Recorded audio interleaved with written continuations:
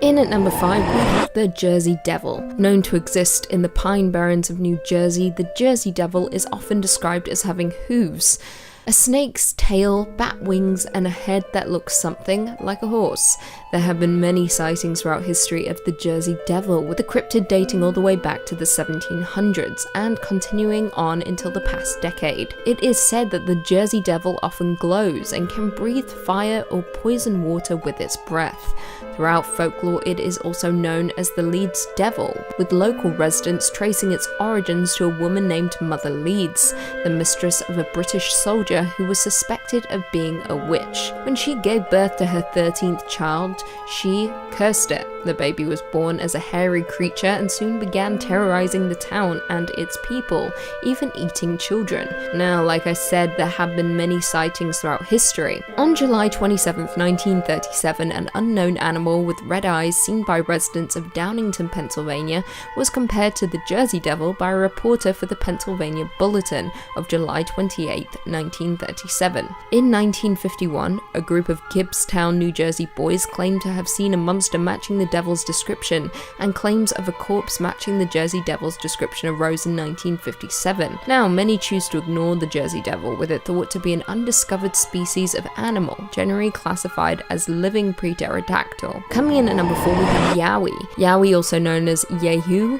Yori, Hairy Man, or Yahoo, is a fanged humanoid creature or great ape featured in Aboriginal mythology along with Australian raptors or Burrinjaw. It is considered to be the Australian Bigfoot and contains many primate-like features, indicating that it is an undiscovered species of great ape. Yowie is described as being one of the most aggressive Sasquatch species and has been reported ripping the heads off of kangaroos and dogs. In the past, it has been described to be around 7 to 9 feet tall, with a large red mouth and talon-like claws according to Aboriginal legends.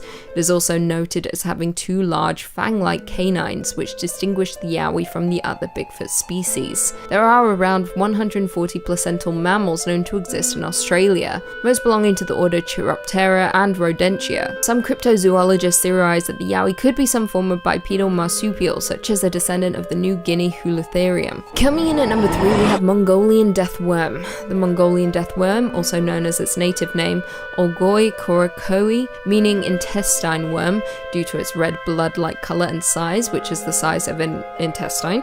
It has often been described as around 2 to 7 feet long and possesses the ability to spit out a corrosive yellow saliva and generate blasts of electricity. Mongolian nomads believe the giant worm covers its prey with an acidic substance that turns everything a corroded yellow color. Legend has it that as a creature begins to attack, it raises half of its body out of the sand and starts to inflate until it explodes, releasing the lethal poison all over the victim. It is said that the livestock and humans are its main prey, and because Mongolia had been under Soviet control until 1990, there is very little known about the cryptid. Nobody is entirely sure what the worm actually is, with some experts claiming it to be fake due to the Gobi Desert being too hot an area for annelids to survive. Some have suggested it might be a skink, but they are said to have little legs and scaly skin, whereas witness accounts have specified that the worm is limbless and smooth-bodied. In 2005, an expedition from the Center for Fortean Zoology crossed 1,000 miles of the Gobi on the track of the death worm. They concluded it was likely a large unknown type of worm lizard, and the powers that were attributed to it were apocryphal. Coming in at number 2, we have Ahul. The Ahul, or the Athol, is a winged cryptid often portrayed as a giant bat or even a flying primate depending on the variation. Tales tell of it living in the deepest parts of the jungle of Java and can be found across most of Indonesia. Subspecies can be found on the neighboring islands of New Guinea in the form of the ropen, a presumed cousin to the ahul. The ropen aptly translates to demon flying and is also said to be a big bat, or more commonly a pterosaur. It is said to produce a light, possibly to attract fish. The ropen is said to have a long snout, large wings, and a long thin crest. It has a distinct face that has features of both a chimpanzee's and a bat's, large dark eyes, red-skinned wings, large claws on its forearms, and is covered in grey fur. It is also noted as having a wingspan of 18 to 28 feet and is said to be the largest bat known to mankind.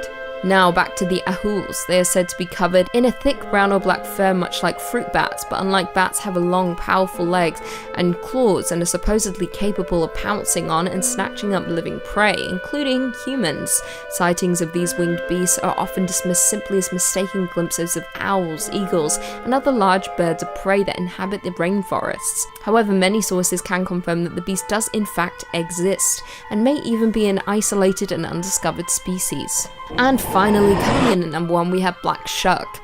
Black Shuck, or Old Shuck, or simply Shuck, is the name given to an unknown creature which is said to roam in East Anglia. It is one of the many ghostly black dogs recorded across the British Isles. The Black Shuck is often recorded as an omen of death, and some occasions a more companionable animal. Although it is classified as a cryptid, there have been various sightings and reports of the animal's appearance throughout the United Kingdom. For centuries throughout England, many have told tales of large black dogs with malevolent flaming eyes that are often depicted as red or sometimes green. According to reports, the beast varies in size and stature from that of simply a large dog to being the size of a calf or even a horse. Other accounts report that Black Shuck as floating on a carpet of mist, or even appearing headless. According to folklore, the Shuck haunts East Anglia, primarily coastline, graveyard, side roads, body of water, and dark forest. W.A. Dutt, in his 1901 Highways and Byways in East Anglia, describes the creature, I quote, "He takes the form of a huge black dog and prowls along the dark lanes and lonesome field footpaths where, although his howling makes the hearer's blood run cold, his footfalls make no sound.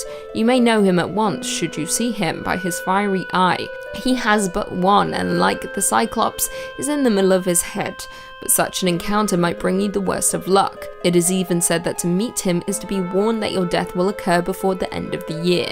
As I stated before, the Black Shuck has been reported many times, with one of the most notable reports being the appearance at the churches of Bungay and Blyberg in Suffolk. On August 4th, 1957, Black Shuck was said to have burst in through the church doors to a clap of thunder. He ran up to the nave, past a large congregation, killing a man and a boy and causing the church steeple to collapse through the roof. As the dog left, he left scorch marks on the door, which can be seen at the church even to this day. Number 5, Mothman. We had to start with a classic. He was either going to be number 5 or number 1, and I figured we'd get him out of the way first. He's maybe one of the most universally recognized and classic cryptids out there. He's West Virginia's unofficial mascot, and he's as beloved as the Appalachians and buckwheat pancakes. You've probably heard of Mothman a bunch before, but do you know his backstory? You know where his legends and his legacies start? Unless you're a West Virginia native, maybe not, so let's shed some light on the Mothman, because he would probably love that. You know, he's a moth, he's drawn to it. Most Mothman fans agree that his first reported sighting was in the 1960s, 1966 to be exact. The story goes that a young couple, one Roger and Linda Scarberry, had been driving around at night when they saw a large creature whose eyes were glowing red, standing at the side of the road near the site of an old World War II munitions plant. Linda described as being 7 foot tall, muscular,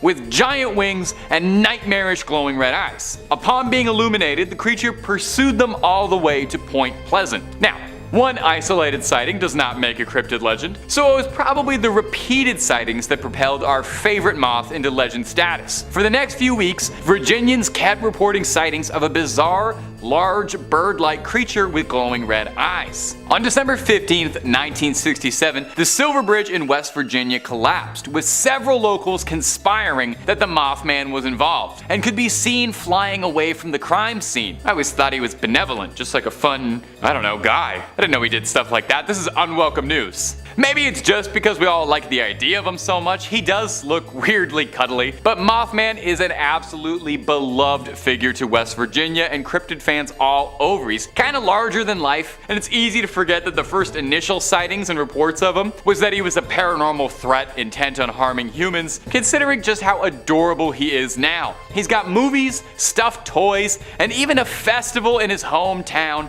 dedicated to celebrating our favorite freak. And if you're looking for more stories of freaks of nature, or the nature of freaks, stories too good to be true and stories too true to be good, well, we've got all of that and then some on Top 5 Scary. Click through, I guarantee you'll find something you like, and then subscribe and stay scared if you do. But hey, keep watching this video first because we got way more cryptids to get through before we hit the credits. Let's keep going. Number 4, the rougarou. Oh, that is so fun to say. Say that at home with me around. Rougarou. Oh, rolls off the tongue. Our next entry takes us deep into the swamps of Louisiana. Deep beneath the brush of the bayou, amidst all the flies, crawfish, toads, and gators, lies something sinister in the sunshiny Pelican State. Alright, I'll knock that off. I won't do that for the rest of the video. I won't torture you. The rougarou is a centuries-old cryptid, a more Cajun answer to the werewolf. The name rougarou actually is a direct link from the French word for werewolf, loup-garou, shifting over time. If you L to an R if you can hear it there, I don't know. My accent's not great. The history of the rougarou can vary greatly, with differing legends and conflicting fables telling different stories of the beast's origins or motives, but it can all be traced all the way back to medieval France. Back in those days, a lot could go wrong. Lost crops, your livestock goes missing, your children go missing, your house burns down, all your investments in cryptocurrency go up in smoke and all your apes get stolen. Any number of terrible things could happen to a French medieval peasant. And when that would happen, instead of cursing out or lashing out at the sky, you would blame the rougarou for your troubles. It's very easy to pin all your problems on an imaginary werewolf. I do that all the time. I stub my toe, I curse out a werewolf. Villages would capture people who they believed to be acting strangely, or even sometimes just somebody who lived out in the woods, and pin all the blame on the village's problems on them for being a werewolf. So unfair the discrimination werewolves receive. This tradition of blaming an invisible werewolf for your problems led to the rougarou becoming a fixture in legends passed down from French Catholics, mostly about behaving. Stories would be told of how if you didn't behave, you didn't follow your parents' rules, the rougarou would come and he'd snatch you from your bed in the middle of the night and carry you off in the woods. Or sometimes he's like a very Catholic monster. If you didn't adhere to the rules of Lent every year, your sinful ways would see you transforming into a rougarou. So it's a Catholic werewolf born out of naughty behavior instead of being bit by one. How exactly someone like transforms into a rougarou is not made super clear, like if it only happens on full moons or if it's a one and done kind of thing and then you're a furry for life. All that's known is that the rougarou is a deadly creature of the night, stalking the swamps, giving pause to travelers who dare explore the bayou late at night. But hey, so long as you mind your P's and Q's and you promise to give up whatever you said you would for Lent, you and the rougarou should be headed in different directions.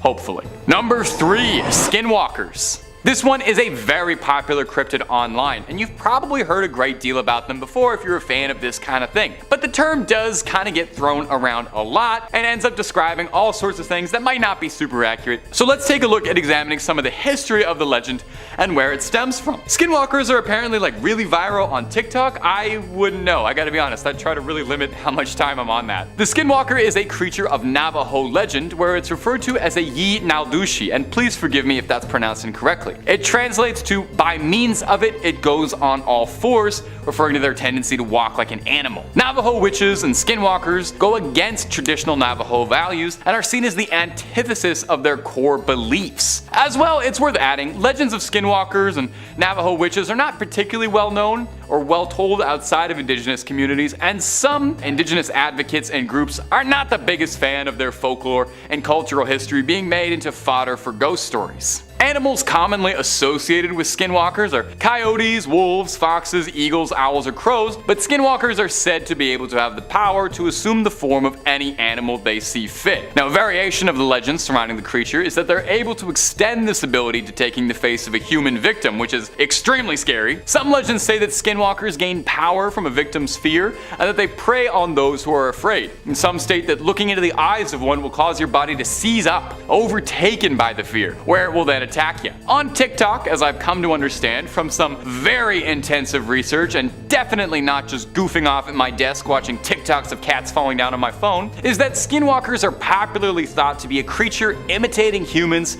or animals and doing a poor job of it. Which case, if that is true, the likelihood of me being a skinwalker?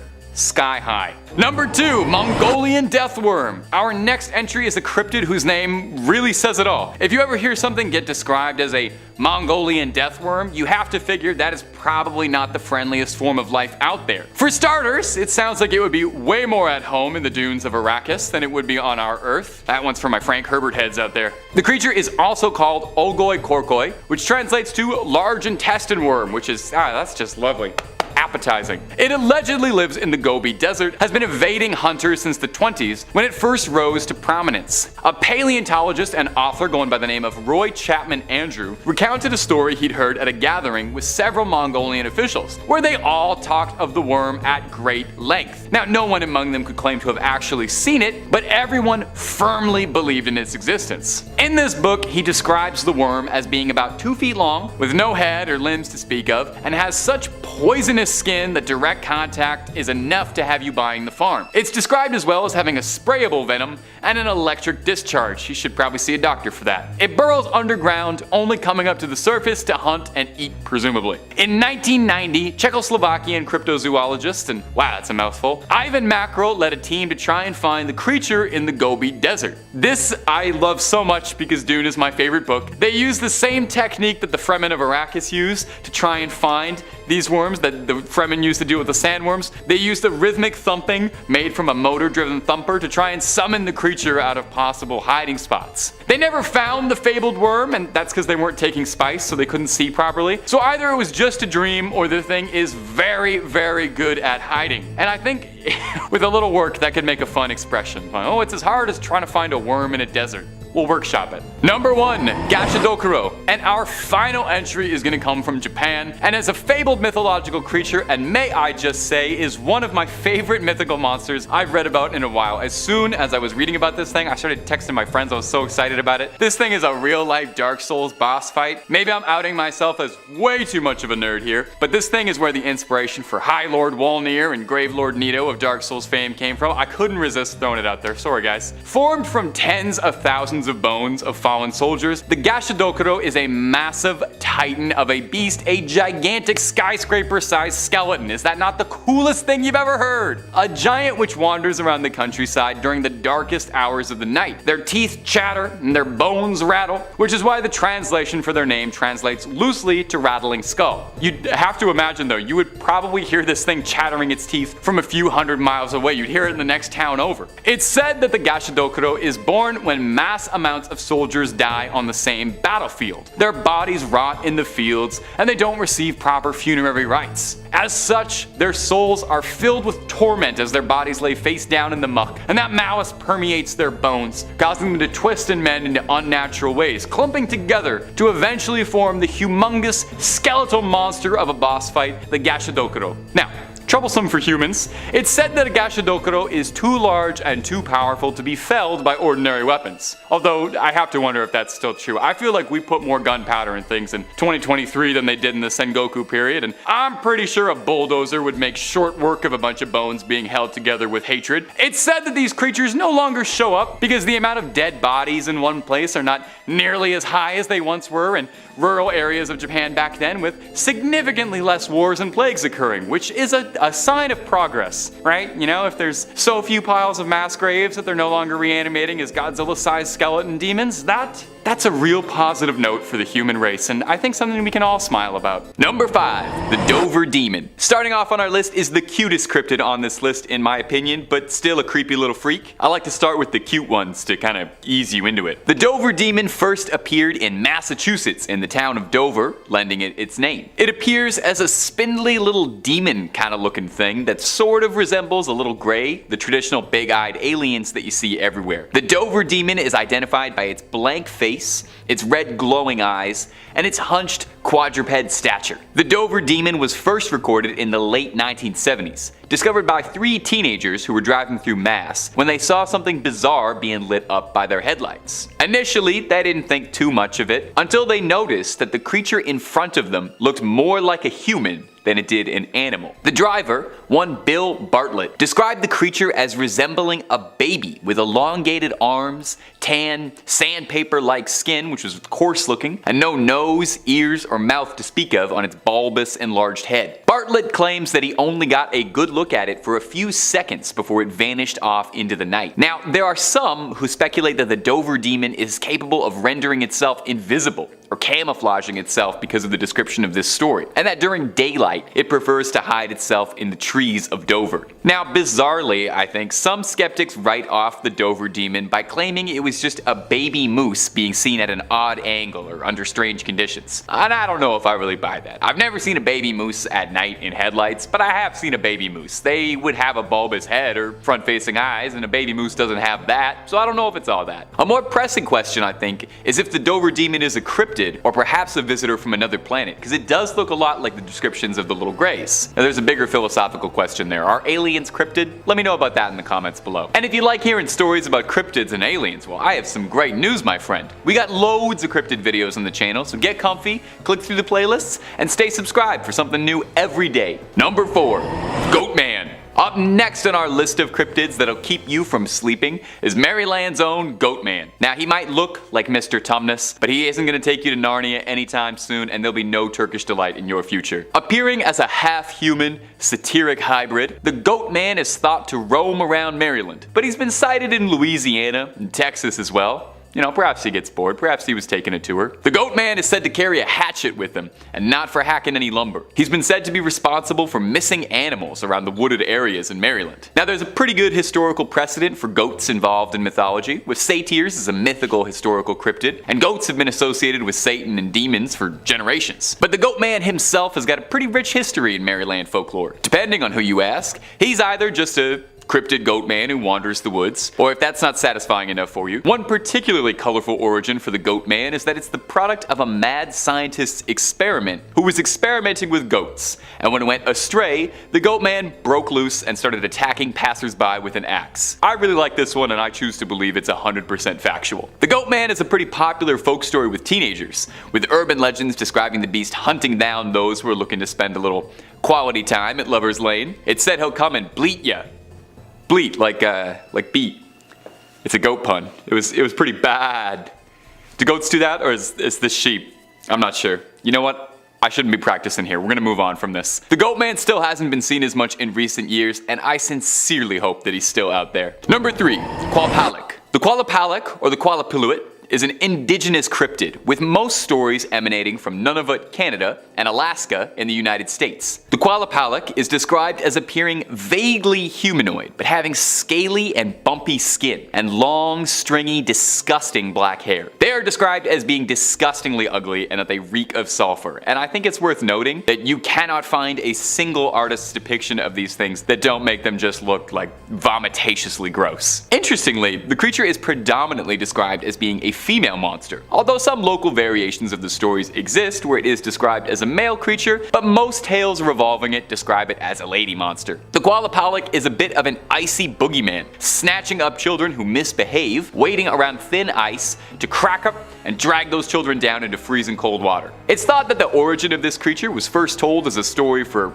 practical purposes, as a pretty good way to get kids to not walk on thin ice is to tell them that they'll be grabbed by a gross ice demon. Allegedly, when they grab a child, they stuff them inside their leather burlap sacks, then scurry back downwards into the water. It's said that you can hear a knocking under the ice as a last warning that they're about to strike. Now maybe this is just a personal experience I had, and maybe some of you also had this as a little kid, but I was read a children's book called A Promise is a Promise, a Robert Munch classic, that featured a Qualpalic as a villain that was trying to get a little girl to bring her younger siblings to the Qualpalic as a little snack, and it terrified me so much. I didn't even live anywhere near thin ice and I was scared about it. It scared me bad. Wiry black hair and sunken little eyes got me. Maybe it's not relatable at all, but I thought I would share that. I definitely didn't spend any time near thin ice afterwards. Number 2, the Jersey Devil. The Jersey Devil is a fairly popular cryptid and has been subject to all sorts of sightings and stories since the early 1700s, and I bet you can't guess where it usually shows up. That's right, California. Nope, New Jersey. The Jersey Devil is commonly described as manifesting itself as a chimeric creature with a horse's head, bat wings, a snake-like tail, and hooves. There's an interesting folktale that says that the Jersey Devil was brought into our world when a woman was stressed out over her 13th pregnancy. Good lord, yeah, I would be too at my 13th pregnancy. Okay. She was nervous because apparently this pregnancy felt different, and I guess if she had 12 others, she'd really know. She said that she felt like the baby that was inside her was the devil. When she was ready to deliver her little newborn, instead of a happy little baby, the Jersey Devil was born, flew out into the night, and then spent the next 250 years terrorizing the New Jersey swampland. The creature is deeply rooted in local folklore, and to be honest, it's kind of beloved around Jersey. It serves as the name for the New Jersey Devils, and it worms its way into all sorts of pop culture, games, movies, TV, music. They love them over there. For years, there have been stories and sightings around New Jersey describing a kangaroo-like creature with glowing red eyes hunting on small animals in the surrounding areas, and lots of blurry photos of bizarre hybrid-looking creatures running around the countryside. There have even been hunts and bounties posted for the Jersey Devil with rewards for its capture. So is the Jersey Devil real, or just a beloved local legend? Number 1. The Hat Man. Rounding off our list is our most recent cryptid on this list, and a piece of modern folklore that is already making a lasting legacy. The Hat Man is a shadow person, or at least thought to be. Everyone who's seen the Hat Man has described almost the same thing exactly, most concerningly. A spindly, shadowy figure that appears to be wearing a hat. Sometimes a fedora, sometimes a top hat, but everyone describes him as wearing an old, out-of-date style, so you're not going to see him in a shadowy snapback anytime soon. He always appears fairly towering, and you can't see his face. It's obscured, or just not present, and the only thing you're truly able to make out are his pinprick red eyes poking out of the shadows watching you. Depending on who you ask based on the sightings, the Hat Man can be considered somewhat benign.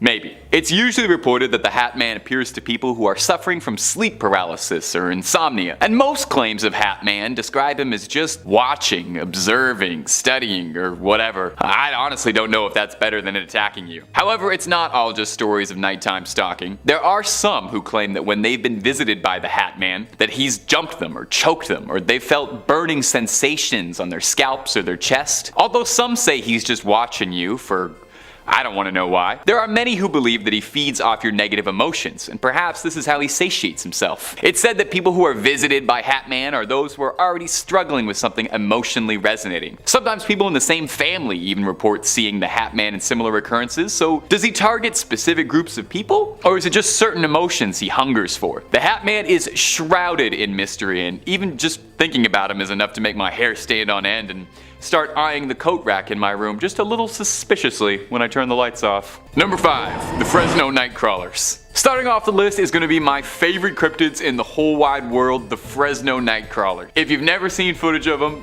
it's going to change your life. Look at them. Look at the way they stride around like a pair of pants that came to life. These things are the absolute perfect cryptid to me. There's never been a story of them hurting anything or anyone. There's no livestock that goes missing when the Nightcrawlers are around. It's just some chill dudes going for a late night stroll. I can really get down with the lifestyle that the Fresno Nightcrawlers are about. The Nightcrawlers were first spotted in Fresno, California, which makes a lot of sense why they're called that. They've been mostly spotted in California almost exclusively, a couple times, save for one reported sighting in Poland, so must have been a pretty long walk they were going on. The first recorded sighting was by a man in Fresno named Jose, who claimed that during the night he heard his dogs freaking out at something outside. He went to go see what his dogs were making so much noise about, and through a security camera system in his home, he saw the two little crawlers making their way around. He woke up his brother to come watch the footage as well, but by the time he'd awoken, the creature was already gone. The next morning, they called in investigators to inspect the lawn and the footage, but there was absolutely no trace of anything. No footprints, no spots, nothing. All they had was grainy CCTV footage of the Nightcrawlers making their way down the lawn. Since their sighting, there's been endless debate as to just what the Nightcrawlers are. Some suspect spirits or ghosts, because they do look kind of spectral in the video, but a number of people have also put forward the idea that the Nightcrawlers could be visitors from another world. They don't look like anything on this planet, so maybe they came down. Who's to say? The only person who can truly decide is you. And hey, if you want to see loads more videos of things what might be cryptids or what might be aliens, then you already know the vibe. It's Top 5 Scary. We got more videos of cryptids and aliens that you could ever watch, but you're welcome to try.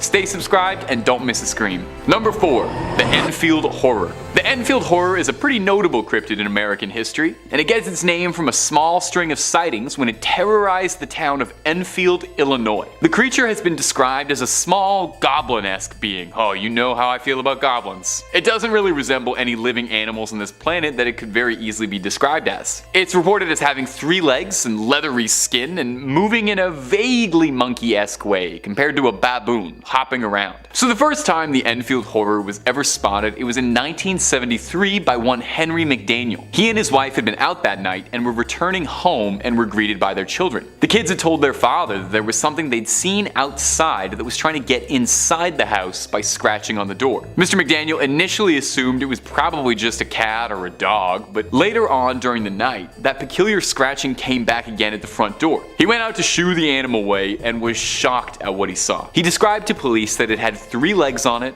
a short body, 2 little short arms, and 2 pink eyes as big as flashlights. It stood 4.5 feet tall and was grayish colored, and it was trying to get into their house. McDaniel saw this weird little thing and thought best to rid the world of it and fired at it. He claims he struck the creature, telling police that, "When I fired that first shot, I know I hit." He says the creature hissed at him, claiming that it sounded like a wildcat hissing, and then proceeded to bound away in long leaps across the yard. The next day, police were alerted to the story and sent over to investigate the yard as to what happened. They didn't find much, but they did find 3-footed tracks throughout the yard. So just what on earth was the Enfield horror? Or is that the operative word? Was it of this earth? Could it have been some animal that had lost a leg and was injured limping around? Or is it something that had slipped out of an enclosure from a UFO and was hopping around our planet looking for a new meal? Coming in at number 3 is the Chupacabra, one of the most famous cryptids maybe ever in urban folklore. For those somehow not in the know, the Chupacabra is often thought to be a canid-like monster and is purportedly responsible for disappearances of livestock, predominantly throughout Mexico and the American Southwest, but also propping up in places like Puerto Rico. You know, a Chupacabra has been around whenever you find that your livestock has either gone missing or is found dead with all its blood sucked right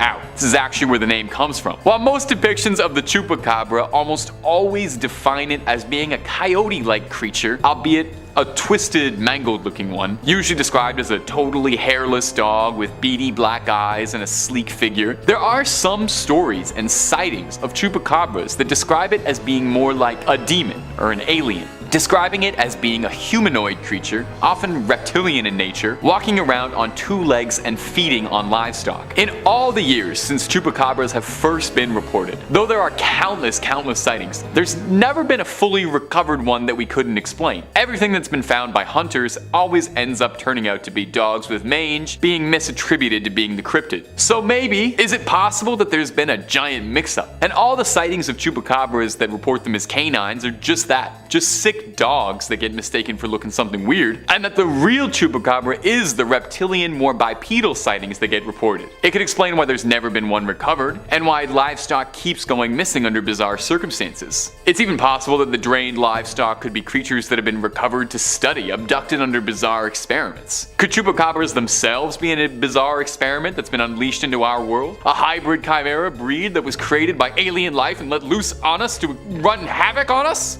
Number 2, the Dover Demon. The Dover Demon looks outright like an alien, maybe more so than anything else on this list. Its description describes it as a pale, naked, leathery creature with a giant watermelon-esque head and no discernible facial features outside of 2 gigantic eyes. Kinda looks like Roger from American Dad. It looks like the exact depiction of a little gray man. The first ever sighting of the Dover Demon was in 1977 in the small town of Dover, Massachusetts. One Bill Bartlett was driving down the road with his friends late at night, until they saw something bizarre creeping along a low wall of loose stones on the side of the road. Initially, Bartlett assumed that it was just a cat, one of the most often mistaken creatures for cryptids. But as the headlights shone on it, he realized it wasn't like anything he had ever seen. The creature slowly looked up to stare at him, and he described it as having peach-colored skin with a rough texture akin to sandpaper. Not long after initially seeing the Dover Demon, it disappeared almost into thin air. The creature vanished. It's been wondered, actually, by cryptozoologists after this sighting if perhaps the creature had some sort of camouflage ability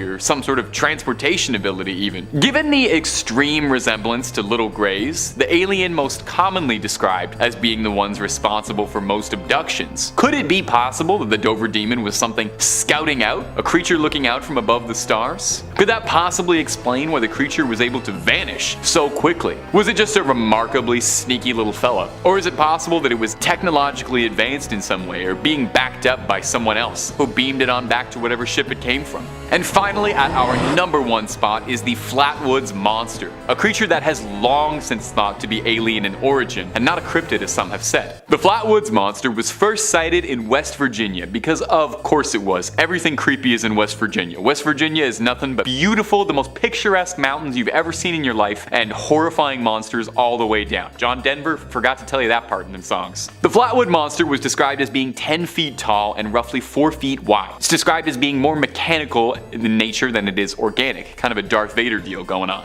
Its most notable feature is its giant head, with 2 gigantic glowing eyes, described as either bright red or bright green, depending on who's telling the story, and it's got a giant cowl in the shape of a spade behind this big orb, making it look like a big weird alien vampire. Its body was armored with thick vertical pipes, and it's got spindly little arms. The first ever sighting of the Flatwood Monster was in the 50s, 1952 to be specific. 3 boys saw something flailing out of the sky, hitting the ground nearby. The boys went home, and one of them told their mother that they thought they'd seen something fall from the sky, maybe an asteroid, and they wanted some help to go check it out. Always a good idea to ask permission from your mom first if you're gonna go check out an alien. Stranger Things kids would have saved themselves so much trouble if they did that. They gathered a small search party together, you know, just in case, and the group gathered and sought out the farm where the object landed, and eventually made their way to the top of the hill, where they saw a large ball of fire and reported smelling some mist that was making their eyes burn. A person in the search party then noticed that there were 2 bright glowing green eyes that were floating around in the trees, and he flashed his light to unveil what was hiding in the dark. They were then treated to a full view of the Flatwood Monster in all of its horror. The creature then hissed at them and flew upwards into the night,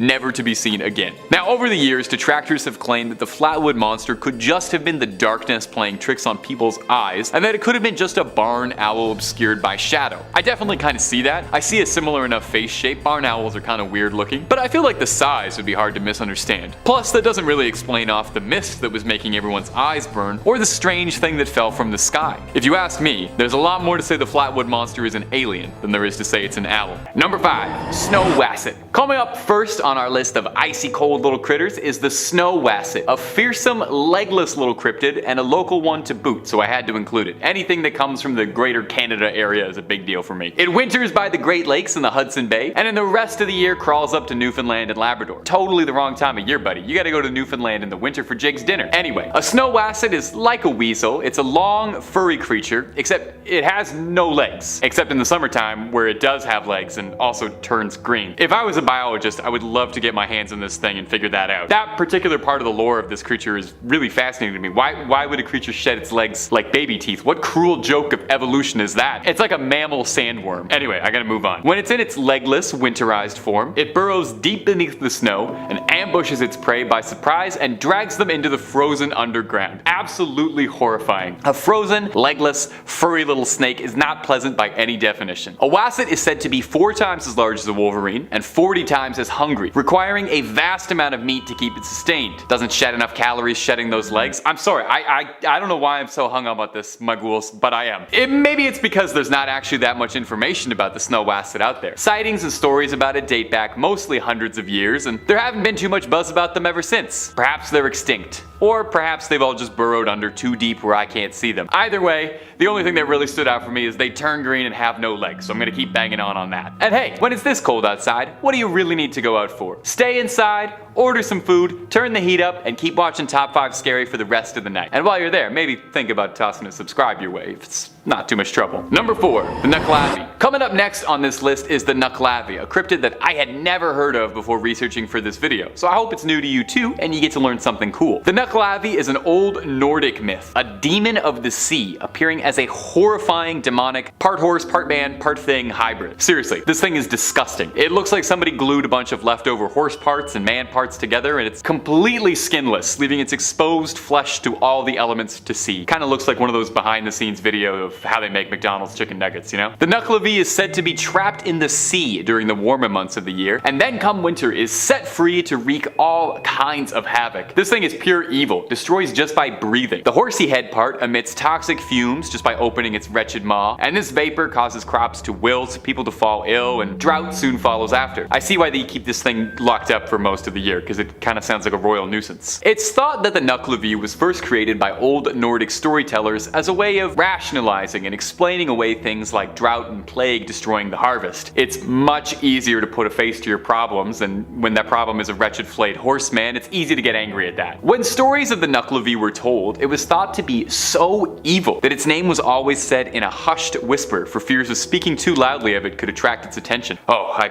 wish I knew that about 2 minutes ago. I just said its name like 16 times very loudly. It's said that if you're ever to encounter the dread Nuckelavee, to find the nearest fresh body of water. This sickly creature of the sea is deathly afraid of fresh water, I guess. You'd think a creature with all that skin exposed wouldn't like salt water or the cold, but hey, there you go. To each their own. You do you, terrifying skinless monster horseman. Number 3. A Chenu. A Chenu is an Algonquin creature of folklore a bit similar to a Wendigo, but with some fun regional twists. While both creatures hunt in wooded northern areas, and are both commonly associated with the wintertime, a Wendigo is usually depicted as a stretched out, emaciated monster, whereas a Chenu is depicted as being massive, very furry, and only getting larger and larger the more it eats. Actually, reading that back now, I realize that's not terribly impressive. Most things get larger and larger as they eat. Much like a Wendigo though, a Chenu is thought to have been formerly a man who was turned into a beast, either through their greedy ways, refusing to feed the starving, or for those who give in to the darkest of temptations and consume human flesh willingly. A Chenu is described as looking like a cross between an old man and a beast, large and imposing in appearance, with big chunks of their own flesh missing, possibly self-inflicted. They cover themselves in the forest, hiding themselves with leaves, bark, snow, pine needles, until they look like a horrible lint roller of the woods that walks upright. Interestingly, unlike a Wendigo, it's thought that the process of turning into a Chenu can actually be reversed. There's some good news. In some folk tales, the way to cure a Chenu is a special medicine that can cause them to vomit up their frozen heart and vomit up the flesh that they've consumed, causing the afflicted to revert back to their human form in a sight that is no doubt disgusting for everybody. But if this isn't possible, if you don't have this medicine on hand, or it's just not feasible to trick a Chenu, you can also get it to eat salt, which will apparently melt it from the inside. Poor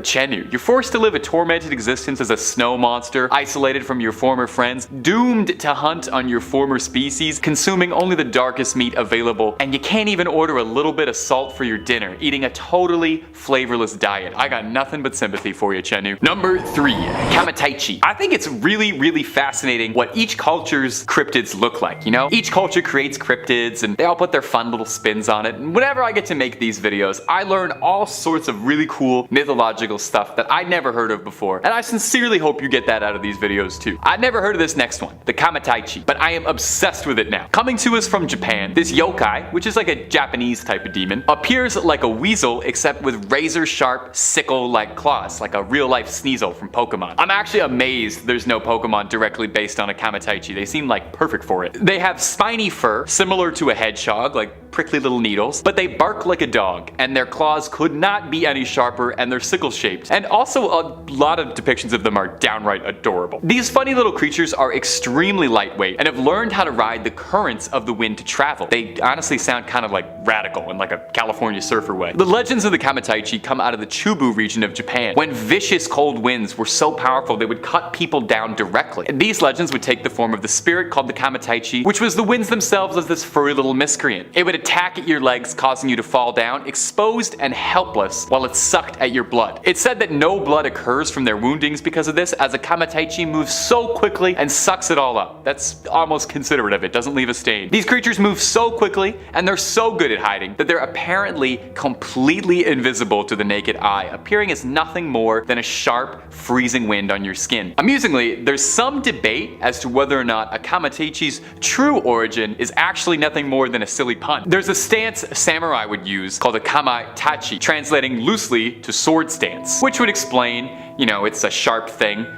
I don't know where the stance comes in, but it's sharp. However, there are legends all throughout Japan, throughout many regions, all telling stories of creatures that ride the wind and attack humans, and the sickle weasel remains among the most popular and among the most adorable. Sorry, Kamataichi, you are just so cute. If anybody knows where to get like a stuffed toy of this little guy, please comment under the video. I need to know. Number 1, the Yeti. Coming in at the number 1 spot, a mainstay of any trip to the mountain, the Yeti. I mean, who else could possibly take the number 1 spot on a list about winter cryptids? Maybe Rudolph the Red-Nosed Reindeer. Does he count as a cryptid? I guess he was. Maybe he's more like a mutant. Anyway, a Yeti is an American manufacturer specializing in outdoor products such as ice coolers, vacuum insulated drinkware, and Oh, I'm reading the wrong one. So, sorry. Let's do that again. A Yeti refers to an ape-like creature thought to live in the mountains in the Himalayas, standing upright like a man and walking on two legs, and is usually pretty big, like 8 feet tall, with long arms, broad feet, and long brownish hair and sunken eyes. It kind of sounded a bit like me, to be honest. While it's pretty common to draw a Yeti as just being like a big giant white gorilla, they're actually pretty different, and most traditional depictions of a Yeti color it with darker fur. They're probably one of the oldest cryptids out there that's still talked about so fondly, with stories of Yetis going all the way back to 326 BC, when Alexander the Great sought out to capture one to see for himself while he was conquering the Indus Valley, although he was told that no Yeti could survive at an altitude low enough to meet him, and Alexander wept, for there were no more Yetis left to conquer. It's got several names. It's sometimes called a Sasquatch, or in the West it's popularly referred to as an abominable snowman, although that's a term by British officers who were stationed in the Himalayas, as no natives to the region call it that. The name Yeti possibly comes from the Tibetan words Yete, meaning a man-like animal, or from Meti, meaning bear in some Nepalese and Tibetan dialects, which would make a good bit of sense, as it's thought that a number of Yeti sightings over the years that led to it being such a widely recognized cryptid could actually just be bear sightings being mistaken in the frosty air. In fact, there's a theory that Yeti sightings are from hybrid polar bears that had bred with grizzly bears, which has been recorded to happen, just not really anywhere where Yeti sightings are really made, so kinda up in the air. In Sherpa tradition, it's said that a Yeti is a powerful, mystical being, and a Yeti can choose to whom it will make itself visible to, choosing to only appear to those who believe in it. So if you're ever trekking the Himalayas and worried about an attack, here's a little advice for you: just don't believe in it. Although there are a good number of people who believe that the Yeti are an intelligent enough species that just want to be left alone to their own devices, living peacefully in the mountains. Not so abominable after all. Number 5. Menangle. Starting off of our list of horrifying cryptids that would have the devil checking underneath his bed is the Menangle, a demonic vampire spirit of the Philippines. Now, there is a good chance that I am horribly mispronouncing that name. My Tagalog ain't quite what it used to be. Just being a big vampire creature would be enough to earn a spot on this list, but the Menangle doesn't settle for just the bare minimum. Oh, no. This creep turns it up all the way. Listen to me describe this monster and tell me that it wouldn't be out of place in Elden Ring attacking you in the horrible wastes of Caelid. The Menangle is a humanoid bat creature hybrid. And a quick aside, while I was doing some research for this video, I found it really interesting that nearly every culture has their own variation of a humanoid bat cryptid. There's the Ahul in Indonesia, Kongamato in some African regions, and Bruce Wayne in North America. The Menangle has giant leathery bat wings, which it uses to sweep through the night, grabbing its prey and fleeing off. And we haven't even started talking about the Menangle's namesake and action feature. Its name comes from the Tagalog word tangle, which means to separate, with its full name roughly translating to one who separates itself. Well, whatever does that mean? Well, it's because this nightmare creature can split itself in half, taking to the skies as a disembodied torso with flapping bat wings screeching around. Can you even imagine how soul-stoppingly scary it would be to see a giant bat monster flying around with like its entrails just hanging out for everybody to see, hanging loose like an old man in a gym shower? Its favorite prey is couples, young newlyweds in love, and also people who are sleeping. No respect from this thing. You shouldn't attack sleeping lovers. If you're hearing this and you're locking your doors, a Menangle is said to be thwarted by garlic. Now, garlic will thwart it, but not slay it. I'm just glad I eat so much garlic, and I'm very repugnant, and I'm gonna be alone for the rest of my life, so I have no danger of Menangles. Now, if you want loads more cryptid content, we have got enough to fill up a zoo worth of the creepiest critters ever to crawl through the woods. Not your jam? We got aliens, monsters, movies, true crime, fake crime, and a lot of videos about a big shark. There's a little something to scare everybody. So hit that bell, stay subscribed, and stay scared. And please stay watching this video. I worked hard finding all these cryptids for you. Number 4. Jotagumo. One of you delightful little ghouls in a previous video left a comment suggesting this one for me, and I thank you so much for putting me on the trail of this cryptid. I wouldn't have heard about it before, so shout out to the Phantom Spectator for this one. The Jotagumo is a monster of Japanese folklore that's kind of like a succubus, but with a bit more of an arachnid twist. I can't say the name of what Jotagumo translates to and stay within YouTube guidelines, but just know that it is extremely funny. I will give you a hint. Oldest profession spider. Ask your parents. Jotagumo is considered a yokai, basically a Japanese demon. It's a powerful shapeshifter, maintaining the form of a beautiful young woman to seduce its prey and able to transform into a vicious prettiest spider to finish the job off. Well, what's she like to eat? Well, she has more acquired tastes than flies and grasshoppers. The Jotagumo likes young, handsome men who are lonely and looking for love. When in her humanoid form, she'll seduce them, invite them back to her lair, and well, you can probably guess how it goes. The folklore behind Jotagumo is fascinating. In Edo period Japan, spiders were considered to be mythical creatures with alien abilities, which, I mean, come on, totally reasonable. And it was said that the older a spider gets, the more powerful and potent its abilities would become, kind of like a wizard. A Jotagumo is a spider that's lived for hundreds of years to be able to shapeshift, and she doesn't even look a day over 25, not bad. An old folktale tells the story of a woodcutter who fell in love with a woman he met at a waterfall. He visited her every day but grew weaker with each visit. A priest accompanied him one day, and when a spider thread reached out to the woodcutter, the priest yelled, warning the woodcutter that the woman he loved was a dreaded Jotagumo. Already ensnared by her spell, he persisted and ran towards the waterfall, where he was entangled in the web and never seen again. Number 3. The Beast of Exmoor. Whoa! With a name like the Beast of Exmoor, this thing's gotta be good, right? The Beast of Exmoor sounds like something you and a party of adventurers would set out to slay to restore peace and balance to Eternia. So what is the mighty Beast of Exmoor? Well, it's in Exmoor in the UK, which is a real place and not a fantasy castle, where it gets its name, and locals tell the story of a gigantic elusive cat. In the 80s, there were all sorts of stories and sightings of a massive cat being described as similar to a puma or a panther being spotted around the Exmoor area. A farmer around the area claimed that he had lost over 100 sheep in his care, and all of them lost in strange, unnervingly violent ways. Injuries that looked like a feral creature had mauled them. Skin peeled back, skulls crushed, throats cut. This grew the notoriety of the elusive creature, and where all these sightings come from. People would claim that they'd see this huge beast like a black leopard stalking the plains. In fact, it was theorized for a while that it was possible that the Beast of Exmoor was a cougar or another big cat that had been owned by some sort of exotic collector, not naming any particular reality TV big cat owners, that had either gotten loose or let out into the wild to roam free, wreaking absolute havoc on an otherwise sleepy countryside. The problem got so bad that the Daily Express, which admittedly is a gossip rag, offered a cash reward for anyone who could bring the body of the Beast of Exmoor. Unfortunately, Geralt of Rivia was preoccupied, so no one was able to take this deal up. In 2006, a Devon farmer noticed the bones of a puma on his estate, which is odd,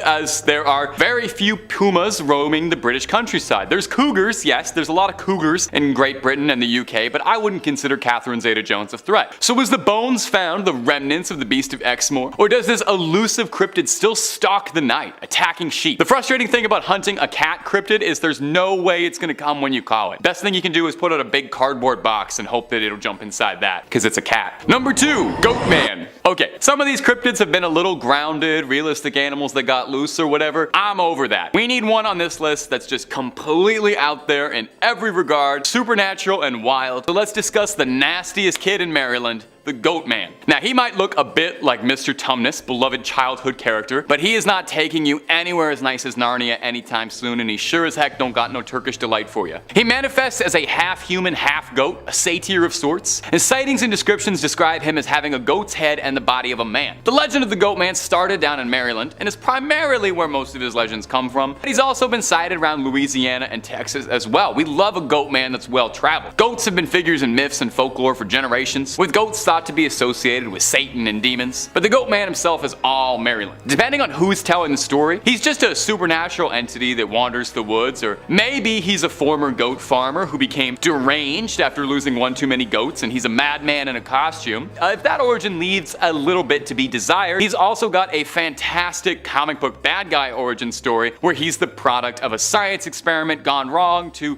I don't know, merge a man with a goat, I guess. Anyway, he breaks out of the lab Stranger Things style and creeps through the woods, hatchet in hand, attacking passersby dare disturb his territory with an axe. The Goatman was a fairly popular campfire story and urban legend through the 70s and 80s amongst teenagers, where the creature was said to haunt Lover's Lane, looking for canoodlers where he'd split up the action with a sharp axe like he's Jason Voorhees with a set of horns. For any of my Maryland viewers, shout out for me. Is Goatman still a big deal? Do the kids still tell stories about him? I love this guy, so I am curious. Number 1, the Hat Hat Man. Now, a lot of these entries and stories and cryptids have been told for generations over and over, so I think it's only fitting that I get with the times a little bit and we start talking about a modern cryptid. The Hat Man is the most recently talked about cryptid on this list, if you can call it that. Is cryptid the right word for a shadow person? I don't know, but it's my list, and if anyone wants to correct me, the Hat Man is welcome to come down to the studio. Interestingly, almost everyone who reports seeing this mysterious Hat Man describes it almost exactly the same way. A spindly, tall, shadowy figure that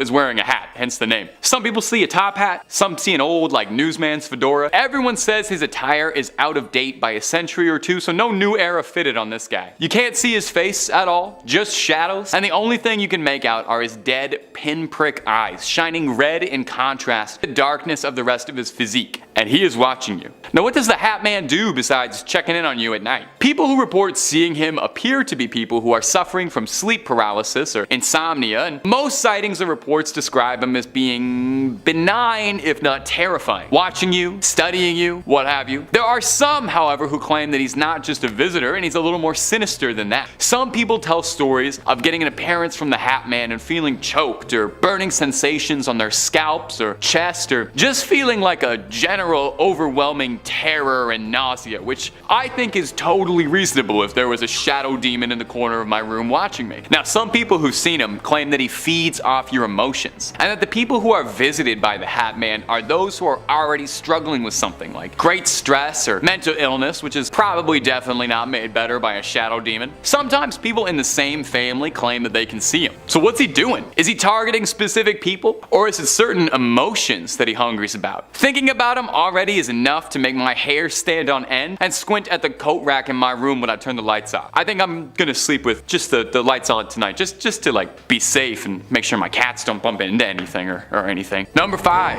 Kamataichi. I love doing videos and lists like these ones because I get to spend a lot of time researching into these different cultures and cryptids I never really would have known about without these opportunities, so thanks for watching stuff like this so I can keep on doing them. That's my greedy reason behind it. I just like learning. Our first cryptid from the land of the rising sun is going to be the Kamataichi. This yokai appears as a weasel with razor-sharp sickle-like claws. If you're a Pokemon head, big Pokemon fan, Sneasel from 2nd Gen, the Dark Ice type, he's based on a Kamataichi. They've got spiny fur, similar to a hedgehog, and they bark like a dog, and they have razor-sharp claws. These adorable, funny little guys are extremely lightweight, lighter than the wind itself even, and as such, travel by gusts of wind soaring through the sky like they're radical, furry little windsurfers. Legends of the Kamataichi first came about in the Chubu region of Japan, notorious for its icy sharp winds that were so powerful they would blow men over. These legends then took the form of the Kamataichi, the winds literally personified as this little vermin miscreant. It attacks you in the legs and it knocks you over. You're all exposed and helpless while it picks away at your vitals with its little sickle hands. These creatures are surgical when they strike. A Kamataichi sucks away and feeds on any of the gore left behind by their wounds. These creatures are said to be totally stealthy, impossible to see with the naked eye, and blend into their surroundings well. And here's some pedantic little wordplay trivia. I know all the kids at home love pedantic wordplay trivia. There's some debate as to whether or not Kamataichi's name is nothing more than a cheesy pun. There's a stance that old sword fighters in Japan would use called Kamataichi, translating loosely to sword stance, and well, you can see if you just literally squish those two sounds together. And if you're looking for way more cryptid content, creepy tales, true stories, fake stories, aliens, conspiracies, horror movies, and basically just about everything weird and freaky that could possibly happen on this world, Top 5 Scary is the place to be. So hit subscribe, ring that bell when you do, and stay scared. But also stay watching this video, okay? Nothing I love more than seeing you guys watch them all the way to the end. Now let's keep going. Number 4, Teke Teke. Coming in next is gonna be a fairly newer urban legend, but it gripped me so much I had to include it in this. It's the Teke Teke. Teke Teke is a legend about the ghost of a student who was slain when she fell onto a railway line, where she was then split in half by a train. No easy way to say that, might as well just get it out of the way. Much like an onryo, which, hold on to that thought for now, we're gonna come back to that in a minute. She's a vengeful spirit of a wronged woman who lurks train stations at night, stalking out for her victims. She drags herself across the ground using her arms, dragging the spine sticking out of her torso, scraping across the ground, making a horrifying ticka ticka ticka ticka ticka ticka sound from where she gets her name. And you thought that was just like a cute little sounding name, didn't you? Nope, try if you can. Just try to get the mental image out of your head of a ghost girl clawing along on just her hands and elbows and her spine following along behind her. She's also carrying a giant sickle with her, so there's that too. She's really not much of a farmer, so I'll tell you right now, she's not using that for crops. If she finds you, Teke Teke will chase you and slice you in half. Whoops. Some variations say that she only takes your legs, which I guess is better, but really not by much. There's a specific variation of the legend that gives Teke Teke a bit more backstory for her origin, saying her name is Kashima Raiko, and she's a specific entity. She died when her legs were severed from her body, and the next part gets a bit creepy, so you might want to grab onto something, maybe put a little salt circle around your computer. It's said that when an individual learns of Kashima's story, she'll appear to you within the next month. So start timing now, I guess. Kashima Raiko is said to haunt bathroom stalls asking where her legs have gone. If you answer in a way she doesn't approve of, she'll take them from you. Incredibly bizarrely, most of all, this isn't the only bathroom themed horror story on this list, and I'm not joking, so we'll talk about that in a minute, but in the meantime sit tight and wait what I could possibly mean. Number 3, Kamakiri. Something I really like about reading about Japanese yokai and their mythological monsters when you read about a bunch of them is that they tend to kind of fall into 2 categories, you know? It's either the most terrifying thing I have ever heard in my life, a story of a malevolent spirit that's been wronged and will haunt you and do something unspeakable for a painful death, or they're just like weird little goblins or like weird little ghouls that go around doing silly little things. The Kamakiri is one of the silliest little demons I have ever read about, so that's why I'm including them, because they're hilarious. A Kamakiri looks like a weird little bird, like a little bird monster, with a razor sharp beak and very pointed claws. They're teeny tiny and very sneaky to move undetected. So what does the dreaded Kamakiri do? Are you ready for this? Hold on to something because this is going to terrify you. It breaks into your house at night and it cuts your hair. They hide in your roof and they wait at night for the perfect moment to strike, and then they go in and they just mess up your perfect do. They layer it all weird. They cut the ends right off. They frost your tips and they go after anyone, okay? They're not picky. If you've got a head of hair, they want to snip it up. Only the baldies are safe now. They wait until you're asleep. And if you're wondering, you're just sitting there like, why would anyone tell a story about this monster? Why would anyone make this up? It was in periods of Japanese history when long hair was really the only fashion and accepted hairstyle. I would have done great. So the idea of a nobleman having his hair cut in the middle of the night was like spine chilling. These days though, it just makes Kamakiri sound like he's like a college prankster than it does a real monster. But that's only half of why I thought this creature was so funny. Aside from the split end touch-ups, a Kamakiri cutting your hair is said to be a sign that the victim is about to unknowingly marry a yokai. Shapeshifters like Yorigumo or Kitsune can trick young men into marriage. So the Kamakiri steps in and he cuts your hair to let you know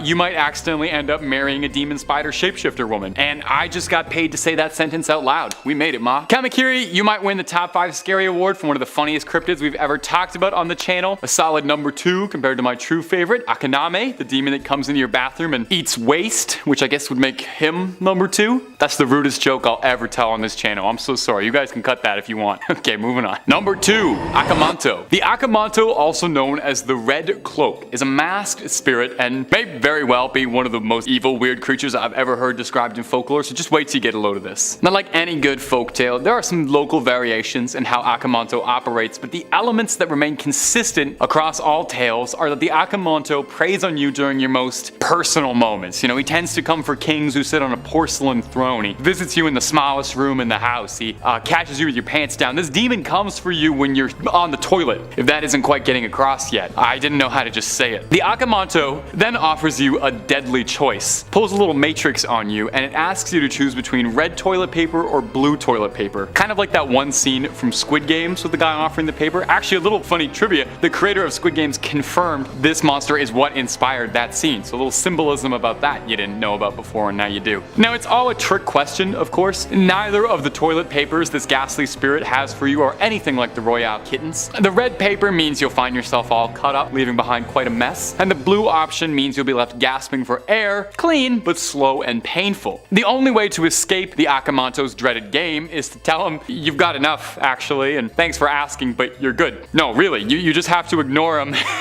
tell him you're good, or flush quick and hightail it out of there. You know, don't play it smart with him. Don't ask him for purple. Don't ask him for sandpaper. No wise guy answers. He's a toilet paper demon. He doesn't want to hear any of that. It's said that if you mess with him, you mess with the Akamanto, he drags you feet first into the underworld. At least he doesn't flush you. Why did they make that? Why did the backstory behind the toilet paper demon? I do not know. Okay, number 1, Onryo. And our number 1, I went with the Onryo. An Onryo translates almost literally to a vengeful spirit, and in every definition of the words, that statement rings true. They're also sometimes called hatred spirits, because an Onryo is specifically a ghost of someone who is capable of causing grievous harm to the living. Onryo are almost always depicted as women who were wronged in their life. They're not exclusively women, but majority of them are. They were traumatized by their death, and they spend the rest of their days exacting revenge. God forbid women do anything fun, huh? Nailing down exactly what an Onryo is capable of is difficult, because there are so many countless interpretations of the vengeful spirit. But just know at home that nothing good ever comes out of crossing an Onryo. You can expect things like sleep paralysis, telekinesis, curses, evil magic, like I said, really nothing good. It's worth noting that as part of the legend of an Onryo, her vengeance can never be satisfied, no matter how many enemies she fells in her wake. An Onryo will go after her lovers, family, whoever she had the most lingering pain for. And after she's done with that, well, she'll just attack indiscriminately. You gotta do something with the day, right? Onryo are a very traditional Japanese story, popping up in a lot of performance art pieces like No, Kabuki, and Rakugo, and they even continue to be the center stage in modern works. Probably the most famous Onryo I think most Westerners would know about is Sadako Yamamura from The Ring, otherwise known as Samara if you only saw the American version, and if you have, you gotta fix that at some point for me, okay? An Onryo traditionally is described as wearing a white barrio kimono. She's got wild, unkempt, long black hair obscuring her face, and in stage plays with dramatic white and blue paint, so just, she looks like the girl from The Ring, basically. And how does one stop an Onryo? Oh, you don't. Yeah, there's nothing. Once she's coming for you, she's coming for you, so, you know, be nice. Just be nice to the ladies in your life and hope that they never come back as vengeful revenge spirits. Kicking off at number 5, the Silver Woman. And this story comes from a police motorway patrol woman from Portsmouth, England, who explains that her career regularly confronts her with situations that are both bizarre and unnerving. But this one kind of takes the cake. On the 25th of November around 6:30 PM during a routine speed camera set up in the Portsmouth city centre, her speed trap began picking up random tracings of non-existent objects in pitch black darkness, hurtling past her vehicle at around 30 to 40 miles per hour. Now, I know what you might be thinking, the device was obviously malfunctioning, but that wasn't the case, and our police officer had already thought of that. She trained the camera manually back onto the road surface to see what had been picked up, and she was shocked to discover that on the screen was what could only be described as humanoid figures running up and down the street at about 40 feet ahead of the vehicle. Strangely enough, they seemed to have a silver appearance to them, almost shimmering and translucent. She looked out of the window and again, nothing was there, but when she looked back at the screen, about 10 feet away from the vehicle was one of the same silvery entities standing motionless, facing away from the van, hulking and breathing in a strange fashion, as if they were weighing up taking on the police officer. What were they? Well, we'll never know, and when she played the tape back for her fellow officers, the silvery entities were nowhere to be seen. Yeah, I've got no clue about this one. Coming in at number 4, the folk monster. Now, Bigfoot is obviously the heavy hitter of the cryptid world. People have devoted their entire lives to hunting down the elusive mountain creature, stretching all the way across the wildlands of North America, as well as similar instances across the planet. But there is one little town in America that seems to be the hotspot for these sightings: Folk, Arkansas, and in 1971 it became the scene of its most terrifying legend. Meet Bobby Ford, a man who vehemently claims he's seen Bigfoot, or a version of it, describing it as 7 feet tall, ridiculously fast, and covered in long brown hair. And he saw it up close and personal. It was a Saturday when Bobby and his brother were out hunting a short distance from their rural home when they heard screams in the distance. Bobby's wife, Elizabeth Ford, was frozen in horror when a creature reached through the front window, massive and hairy with glowing red eyes that made no sound except for heavy breathing. When Bobby and his brother ran back to the home, the creature turned and grabbed him as he sprinted up to the porch. It tackled him to the ground with ease and then disappeared into the woodland. The creature had left behind clear tracks in the house and nearby area, 3-toed footprints that matched the deep 3-fingered scratches that were made in the wood of the front porch. Bobby Ford was rushed to hospital and treated for minor wounds and shock, and the family were so terrified by the encounter that they moved out. They'd only lived there a week. That's terrible timing. Next up at number 3, the Grey Man of Ben Macdui. Ben Macdui in Gaelic, Mountain of the Son of Duff, is an awe-inspiring peak of the Scottish Highlands, staking the claim as one of Britain's highest mountains and the highest of the Cairngorms National Park. It's been scaled by countless people throughout history, but there are those that claim that there's something more sinister living out on the mountain. The Grey Man of Ben Macdui, and it doesn't like visitors. The creature is said to be at least 20 feet tall, and one eyewitness of the creature's presence, a respected professor and mountain climber named Norman Colley, said that he was first aware of something following him during his ascent after hearing strange footsteps behind him. Alone, isolated on the mountain, something was following him. And it wasn't human. The footsteps were laborious and delayed, as if that whatever was following him was much, much taller than he was. When he saw it, he described the Grey Man as vaguely human-shaped, brown in hue and fur, and shrouded in a strange grey mist. In 1945, a similar thing happened to a renowned mountain climber named Peter Densham, who described the exact same encounter with the exact same creature. Again, in 1958, the Scots magazine wrote of a similar account from naturalist Alexander Tunion, who this time found himself armed with a rifle and fired several rounds into the Grey Man. He thought he'd hit it, whatever it was, but after trekking over through the snow, found no sign of the creature. It vanished away like fog rolling across a mountain, and the mystery of the Grey Man of Ben Macdui remains unsolved. Swinging in at number 2, the Cabbagetown Tunnel Monster, which is an urban legend from my current stomping grounds of Toronto, Ontario, that is grounded in such bizarre circumstances that it remains a warning not to go wandering through the dark tunnels of downtown Toronto. I'm talking about the path. Ever. Don't go there. In 1978, in the eastern Cabbagetown district of Toronto, a 51-year-old man known as Ernest had a terrifying encounter in the network of tunnels that sprawl beneath the city. He had been out searching the neighbourhood for a missing kitten that him and his wife had been raising when he stumbled across a tunnel entrance and decided to explore. After venturing 10 feet into the gloom, Ernest suddenly came across a creature that looked somewhat like a long, thin monkey, around 3 feet in height, with large teeth and covered in grey fur. It had unsettling eyes, he described, that peered out of the darkness in a bright orange hue. Even more unsettling, Ernest claimed that the creature spoke to him. "Go away, go away," it said in a hissing voice before slinking down a tunnel off onto the side. Ernest was reluctant to come forward with his story. He was a respected member of the community and he feared that he'd be ridiculed by his peers, but after being convinced by a friend, he spoke to the Toronto Sun, and a group of journalists and investigators followed him into the same tunnel. Although they didn't see the creature, they did see that the narrow tunnel led to a strange, gloomy chasm that dropped into the unseen sewer system below. And even stranger, they found the maimed, half-eaten carcass of a cat buried loosely beneath the dirt and debris. It permeated the legend of the Cabbagetown Tunnel Monster, and whatever it was, we may never know for sure. Just stay away. And finally, our number 1 spot, the Jersey Devil. Of course, it has to be perhaps one of the most notorious cryptids of all time, the famed Devil of Jersey, whose origin dates all the way back to when New Jersey was still a British colony. Hundreds upon hundreds of tales have been spawned from the legend of the Jersey Devil, dating from the early 1700s right up to recent times. As the legend goes, Mrs. Jane Leeds came from a poor family who carved out an existence in the bleak pine barrens of Jersey, a rugged place with dense forests, sandy soil and deep swamps.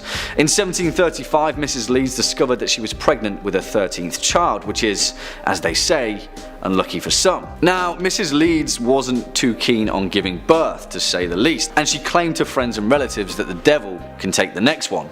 And that's exactly what he did. When the baby was born, it was monstrous, with a scaly reptilian body, a horse's head, bat's wings, and a long forked tail. He spread his wings, shot up out of the chimney, and soared out across the pine barrens. The legend of the Jersey Devil was born. Now, whatever you think of this cryptid, truth, or urban legend, it's the frequency that the Jersey Devil appears in contemporary folklore that is important. Hundreds of people have reported sightings of a strange bat-like creature with wings and a forked tail, flapping its wings across the pine barrens and cackling into the night.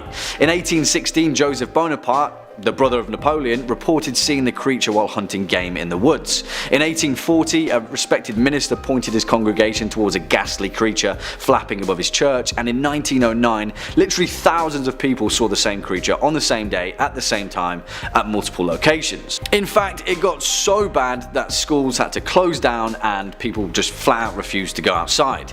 And still, to this day, New Jersey natives will warn you to tread carefully in the Pine Barrens. Number 5, the Honey Island Swamp Monster. Now our first entry is going to take us down to Louisiana, deep in the bayou, where all manner of sinister creatures are said to call their home. And there's a number of cryptids that live deep in the swamps. We got the Rougarou, the Night Folk, and the Honey Island Swamp Monster, beasts that got my attention right now. The Honey Island Swamp Monster is kind of like a Cajun cousin to Bigfoot. He's described as a gigantic bipedal furry monster resembling a hybrid of ape and man. The creature's been sighted and described dozens of times over through the years, but its initial sightings take us all the way back to the 1960s. This first documented report of Old Honey, as he sometimes likes to be called, comes from an air traffic controller who in his spare time took up wildlife photography, and his favorite spot to snap pictures was in, yep, you guessed it, Honey Island up in eastern Louisiana. After his passing, when relatives were going through his belongings, they found a series of photos and reels of Super 8 film that were thought to contain this creature.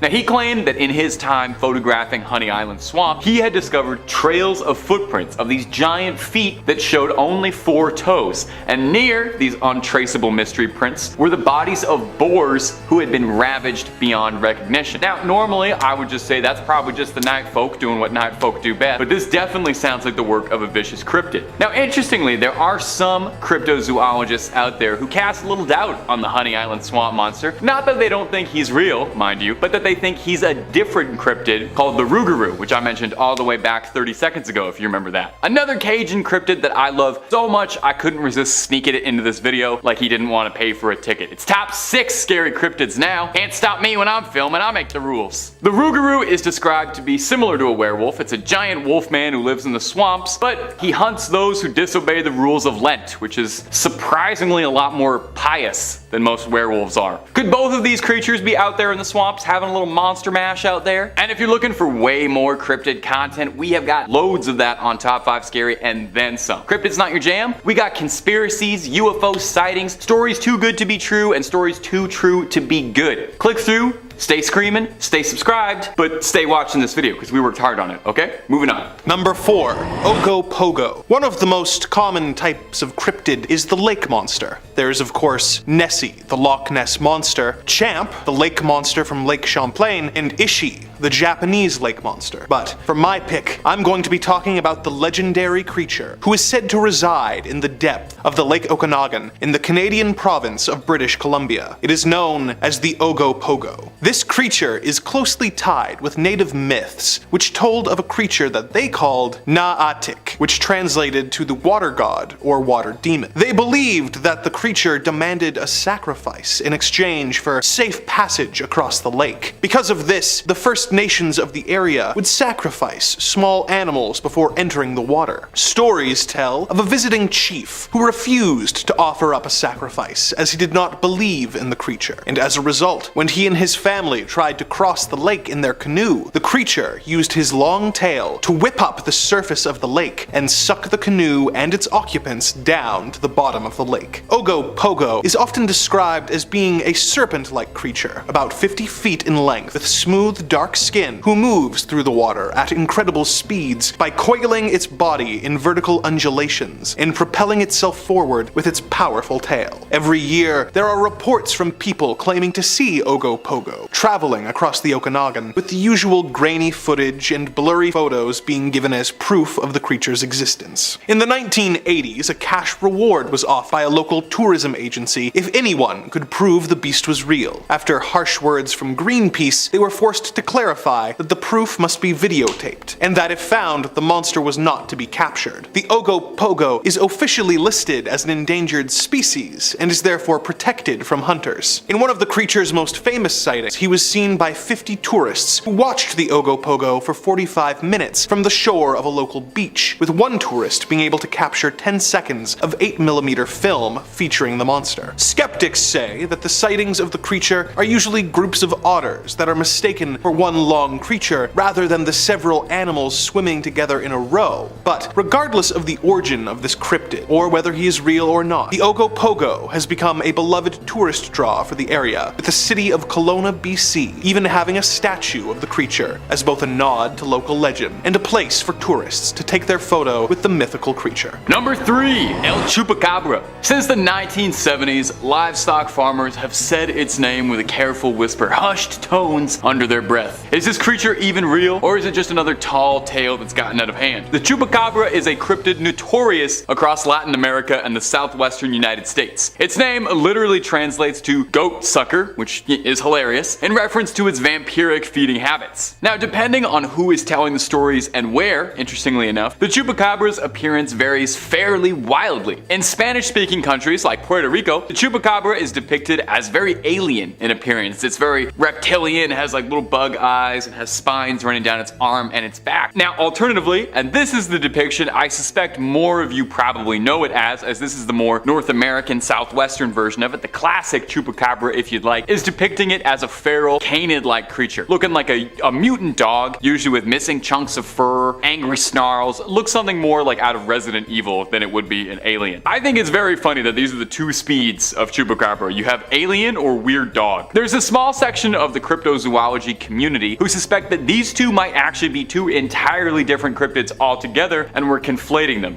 complicating matters ever so slightly, but you know, that's an argument for the cryptid subreddit. A lot of politics there, that's all I'll say. The first origins of the critter can be traced back to the 70s in Puerto Rico, when a string of mysterious, extremely violent livestock deaths were all happening around the country with no explanation for what had happened. These animals, primarily goats and sheep, would be found drained bone dry of their bodily fluids. That's why it's called the goat sucker. There are some experts who believe it's possible that the Chupacabra could be sightings of a thought extinct species called the thylacine, and that's probably not how you pronounce that. I could have looked it up. Known more formally to his friends as the Tasmanian tiger, it's a weird little critter that doesn't quite look like a cat, doesn't quite look like a dog, and is kind of somewhere in the middle. Very cute, but it's thought to be extinct, with its last remains being officially found in 2022. There are some skeptics and experts out there who wonder if perhaps this real-life mythical beast could be what people have seen when they see the Chupacabra. So what do you think, my delightful little comment section? Is the fabled Chupacabra really out there terrorizing the lives of goats, or would you have to be a sucker to believe that? Oh, because he sucks goats. Yeah, that's what you gotta get down on the car ride home. Number 2, the Goat Man of Maryland. Maryland is a beautiful state that a lot of important people over the years have called home. Frederick Douglass, Harriet Tubman, Babe Ruth, and if you believe the folklore, the Maryland Goat Man. I've talked about the Maryland Goat Man a few times on this channel, and I'm very likely to talk about him a few more times because he's a cryptid who just can't be bleat. Like beat, because he's a goat. Oh! I'll see myself out.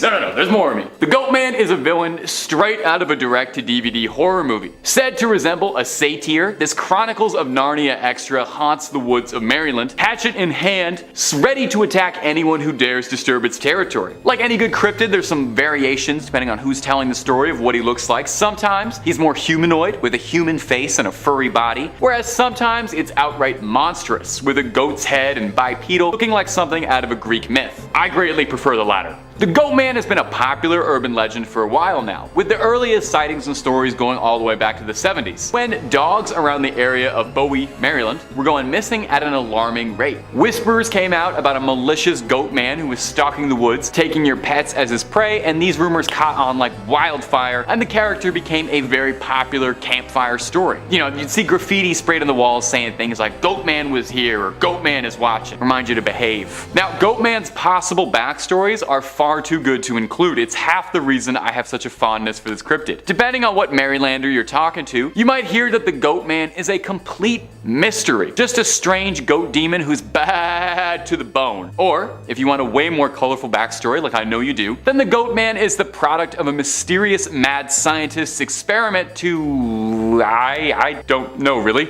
Do something with goats? Very possible this could be a Jeff Goldblum fly situation, somebody merged with a goat. Anyway, he escapes from the lab and he wreaks havoc on humanity and is said to mostly haunt Lover's Lane and go after teenagers in parked cars. I way prefer the backstory where he's a lab experiment and he's like a furry Jason Voorhees going after people smooching. Goatman, we absolutely love you. If you are watching, please feel free to reach out, DM Top 5 Scary. We would love to have you on the channel to do a collab. You can share your side of things. Number 1.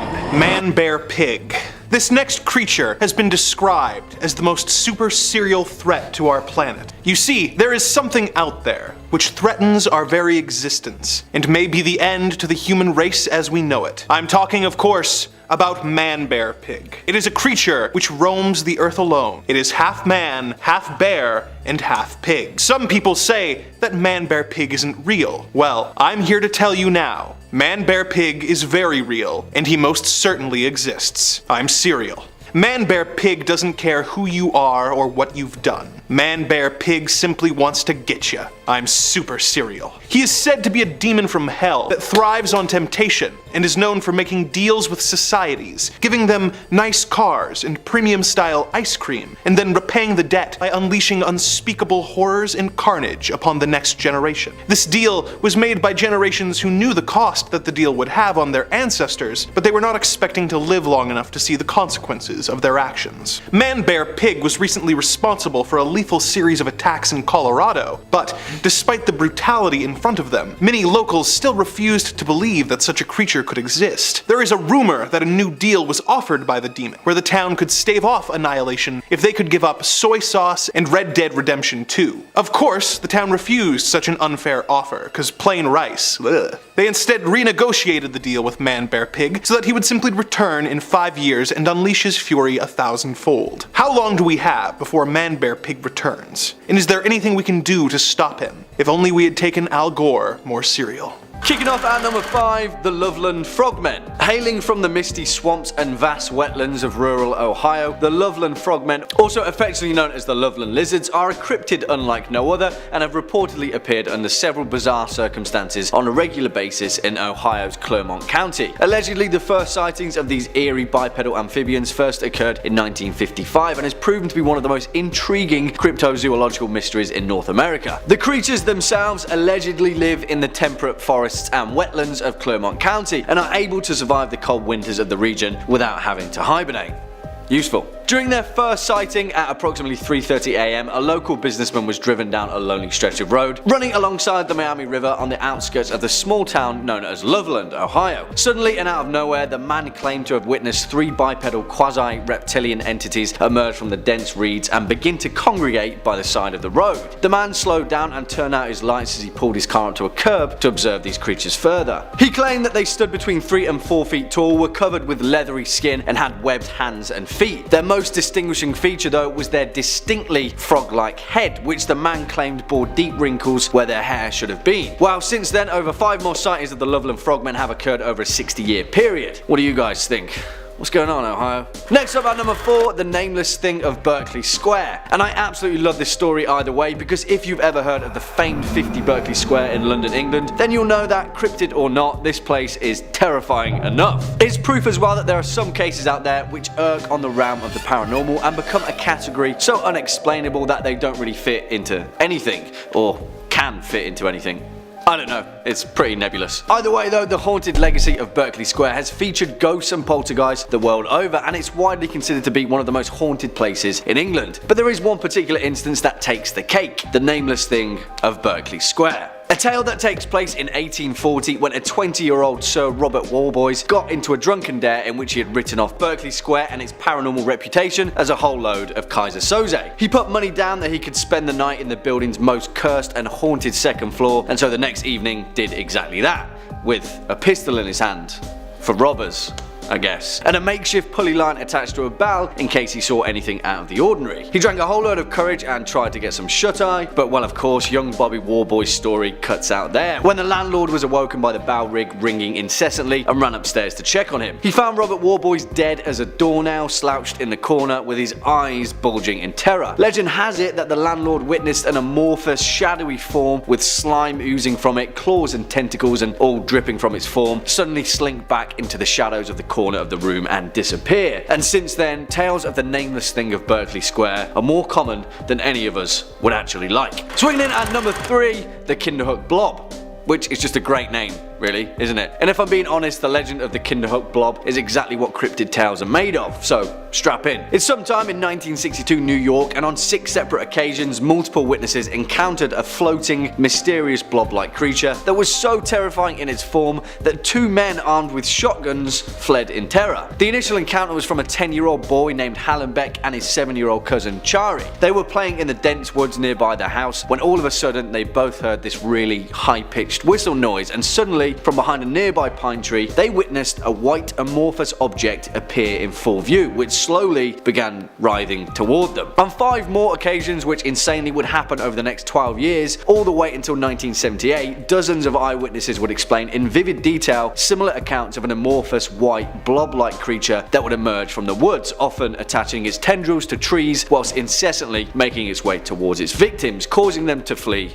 in terror. So much so that on one occasion 2 grown men tried blowing it to pieces with shotguns to no avail and then turned tail and ran. What I love about this story is the essence of a cryptid tale. For all intents and purposes, the Kinderhook Blob could be a disused weather balloon floating listlessly through the air, but because it was seen multiple times by multiple people in the right setting, the legend of the terrifying white blob quickly became a horrifying reality. Either that or it's a sentient alien life form that's going to consume us all, so yeah. Coming in next at number 2, the disappearance of Peter Grayson. The Groot slang, or the Groot slang, which in Afrikaans loosely translates to big snake, is a legendary creature widely considered to be one of the continent's most prolific cryptids, and is reputed to dwell exclusively in the deep caves and cavernous systems in the Richtersveld, South Africa. According to legend, the Groot slang is a primordial creature that is reputedly as old as the world itself and dwells within what locals refer to as the bottomless pit, which also, conveniently enough, is also filled with precious diamonds. Well, diamonds historically have a proficiency of attracting daring adventurers, and one of those adventurers just so happened to be an English businessman known as Peter Grayson. In 1917, Grayson and a team of excavators began an expedition into the Richtersveld cave system, accompanied by several local guides. After heading out into the rocky desert landscape, and upon hearing that Grayson intended to descend into the bottomless pit, unwittingly the lair of the Groot slang, the local guides quickly left after warning Grayson that they'd lost friends and family to the violent serpent before, and they weren't going to do it again. He shrugged it off and alongside his 2 excavators headed deep into the cave, and well, that's the last that they heard of any of them. The Grayson dynasty faded into obscurity after their patriarch was never seen alive again, but as the legend goes, one of the local guides returned to the cave a day or so later after feeling guilty for abandoning Grayson and his team. At the entrance of the cave, he found the body of an excavator, half of his body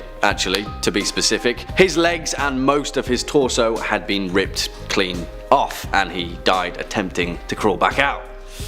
What a way to go. And finally, coming in at our number 1 spot, the legend of Yuri Grando. And I just have to tell this cryptid story because it's one of my favourites, and it's also considered to be one of the first historical instances of vampirism. As the legend goes, Yuri Grando Eljevic was a villager and poor peasant from the region of Istria, which now makes up modern-day Croatia. Historically, he was referred to as a strigoi, strigon or strigun, a local word for something that resembles a vampire and a warlock. Sometime around 1656, Yuri died due to an unknown illness, but according to legend, he regularly returned from the grave at night as a vampire to terrorize his village until his decapitation in 1672. The legend tells that for 16 years after his death, Yuri would rise from his grave by night and terrorize the village. The village priest Giorgio, who had buried Yuri 16 years previously, discovered that at night somebody would knock on the doors around the village, and on whichever door he knocked, someone from that house would die within the next few days. Eventually, the villagers rallied after witnesses saw the corpse of Yuri roaming the streets, and led led by the town's mayor, chased and tried to kill him with a hawthorn stick, but failed to pierce his supernatural flesh. The next night, 9 people went to the graveyard and dug up Yuri's coffin, finding a perfectly preserved corpse with a smile on its face. It was Yura with pristine white flesh and no signs of decomposition. They tried to stake him once more, but witnesses noted that the stick would not penetrate its flesh. Eventually, the villagers were so terrified and kind of fed up with his vampire antics that a brave villager known as Stipan Milicic took a saw and decapitated the corpse. As soon as it tore Yura's skin, the vampire screamed and blood began gushing from the cut. Allegedly, a man that was presumed dead